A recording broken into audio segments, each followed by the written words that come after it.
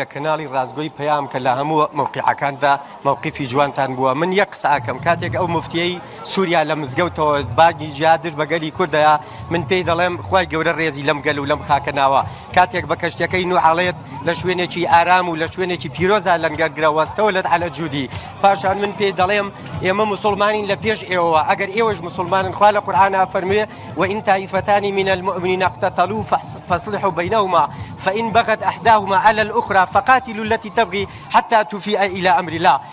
ئەم پەیامەی ئەو مامۆستایە ئێمە والێ ناکە واز لە دین و لە کەرامەت و لە شەرەف و ناموسی خۆمان بێنین. ئێمە شەڕەکەین بە خوێنی چیژەکانمان بە خوێنی قارەمانەکانمان و هەر بە ئاەتی قورئان ئێمە دژایەتیان ئەکەین بە ئاەتی قورئان دیفاع لە خۆمانەکەین. کاتێ پێغەمبەر فەرمێ من قتل دون نفسی فهو شهید من قتل دون ماله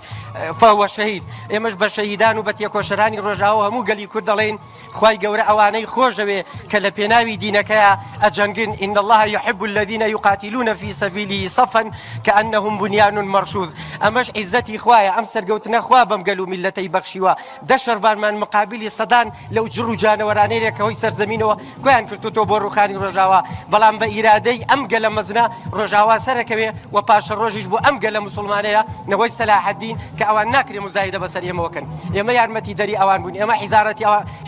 قلت حزارتي بوان بارسوا بلان بداخ وأوان لإما داجيرا كان يما أكن فتوى لدجي إما دن بلان يما لو رجع راسها ناخزين يما بردوام بين لسر رجع